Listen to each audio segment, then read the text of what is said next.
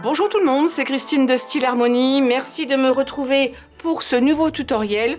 Aujourd'hui, je vous propose de faire des décorations pour votre sapin. Voici un exemple ici. Alors, c'est très grand. Vous n'êtes bien sûr pas obligé de faire aussi grand. Vous allez pouvoir adapter la longueur, évidemment la grosseur des perles en fonction de ce que vous avez et aussi bien sûr les couleurs. Vous adaptez en fonction de vos goûts toujours. Ça va être très simple, des perles, des fils de fer et puis éventuellement des intercalaires si vous le voulez, des petites perles à mettre au milieu, etc. Alors on va commencer par le modèle le plus simple parce que celui-ci a un petit côté torsadé. Ça ce n'est pas obligatoire, c'est une option. À mon fil de fer, j'ai fait une petite boucle ici pour l'arrêter. Et ensuite, ça va être très simple. Et ça va être comme ça va être assez répétitif pour l'ensemble des perles que l'on va faire. Ou des décorations, ça va être d'enfiler à chaque fois vos perles, vos intercalaires, etc.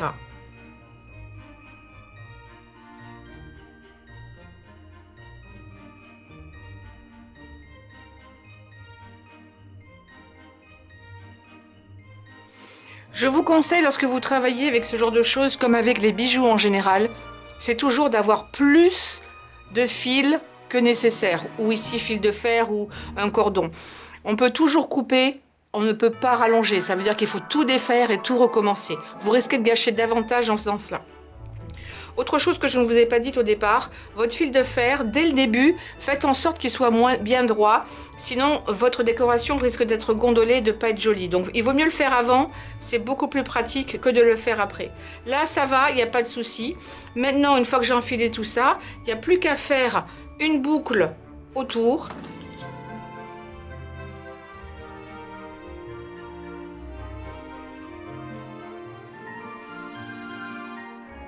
Et voilà, donc c'est très simple à faire dans ce cas-là.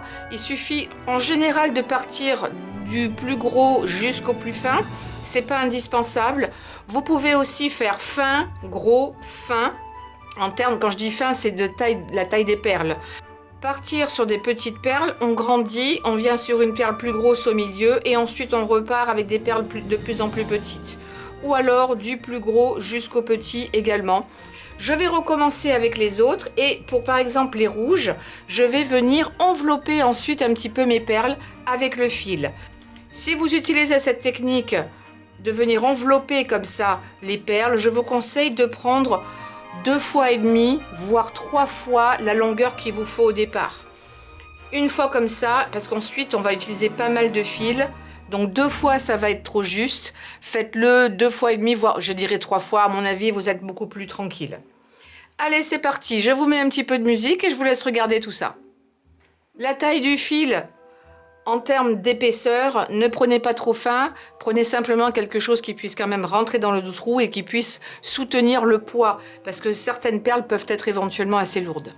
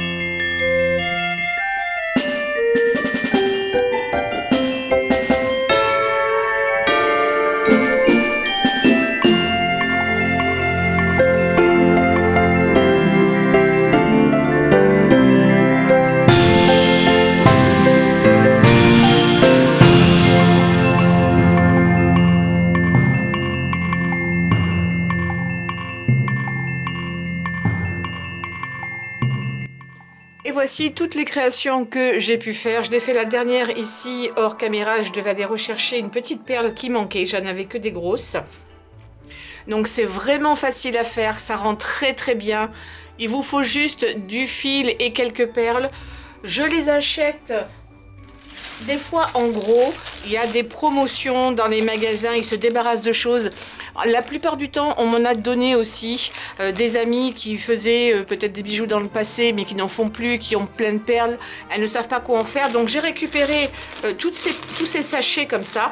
Alors il y a vraiment de tout dedans. Des perles des fois qui sont un petit peu abîmées. Des choses que je ne sais pas forcément quoi faire. Mais je me dis que j'arriverai à un moment donné ou à un autre. Vous voyez, ça c'est le genre de choses que je ne sais pas.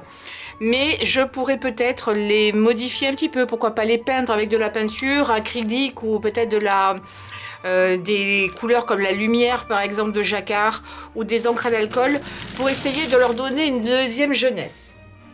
En tout cas, voilà les créations. Il n'y a plus qu'à mettre les crochets et les installer dans le sapin. C'est vraiment très très joli. C'est pas si lourd que ça. Ça va dépendre un peu du style de perles que vous utilisez.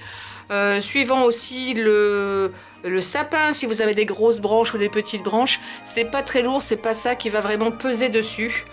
Les perles en verre sont en général beaucoup plus lourdes que les perles en acrylique, vraiment ça rend super bien. Finalement celle-ci est mise en valeur dans des tons un petit peu de turquoise. J'avoue que j'aime beaucoup celle-ci. J'hésite à mettre peut-être, mais elle n'est pas sèche encore. Je m'étais dit peut-être rajouter en bas ici celle-ci pour que ça fasse un petit bling supplémentaire. Accrocher ici à l'anneau. C'est peut-être ce que je vais faire par la suite. Celle-ci également que je trouve très jolie. Bon, moi j'ai une passion un peu pour le rouge, donc j'adore ça. Pas que pour Noël d'ailleurs. En orangé, ça va bien ressortir également dans le sapin. Et puis celle-ci avec un petit bas comme ça qui bouge un petit peu. Je trouve ça également très très joli. Voilà, donc utilisez vos couleurs préférées. Dites-moi ce que vous en pensez. N'oubliez pas de me laisser un pouce en l'air pour cette vidéo. N'oubliez pas de me laisser vos commentaires dessous. Dites-moi la décoration que vous préférez, la rose, la violette, la orange, la rouge, on va dire la verte ou turquoise, ou bien la blanche. J'avoue que le fait de mettre le fil métallisé en plus torsadé, ça rajoute quelque chose. Vous pourriez éventuellement en mettre deux, un de chaque côté. Pour cela, vous avez peut-être vu dans la vidéo, si vous avez bien suivi, au moment où vous allez faire la boucle pour faire le demi-tour, laissez au moins un doigt. Un demi-doigt, c'est peut-être pas assez. Plus vous avez de perles, plus il faudra laisser d'espace vide pour avoir la place d'entortiller le fil. Si vous voulez en mettre un deuxième, vous pouvez à la fin. Si vous reste encore un petit peu de place, vous pouvez toujours en mettre un, même si vous ne l'avez pas mis au départ. Vous l'accrochez là, vous le mettez dans l'autre sens, comme ça les deux côtés auront un petit fil. C'est vraiment au choix. Moi j'aime bien qu'il y ait un côté et pas forcément de l'autre. Ça dépend comment vous allez le placer dans le sapin, mais on ne verra en général qu'un seul côté à la fois. Donc c'est pas forcément utile. N'oubliez pas de me donner un pouce en l'air pour cette vidéo, de souscrire à la chaîne et de cliquer sur la cloche. Comme ça, vous savez quand je poste de nouvelles vidéos, vous êtes informés. Et également de partager sur les réseaux sociaux. Ça aide ma chaîne à se faire connaître. Je vous remercie. Je vous dis à très très vite pour de nouveaux tutoriels. Portez-vous bien.